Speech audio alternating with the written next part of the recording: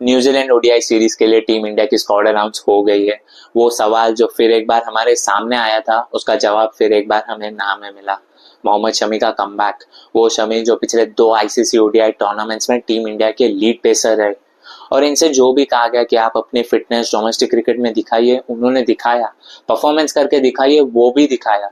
और वो परफॉर्मेंसेस सिर्फ ऐसी ही नहीं थी, उन परफॉर्मेंसेस के आगे शानदार शब्द जोड़ दीजिए। अपनी बंगाल टीम के वो गो थ्रू बॉलर रहे, लेकिन इन सब के बावजूद उनका नाम उस लिस्ट में नहीं दिखा, जो हमें ले जाता है कई सवाल पर। क्या ये टीम इंडिया के फ्यूचर प्लान्स में नहीं है? World cup scheme of things में नहीं है? मेरा मानना है ये ओडीआई सीरीज अच्छा मौका था उन्हें वापसी कराने का, जहां उनके जोड़ीदार जसप्रीत बुमराह को रेस्ट दिया गया है। उनके एक्सपीरियंस के बदले इनके एक्सपीरियंस को ला जा सकता था।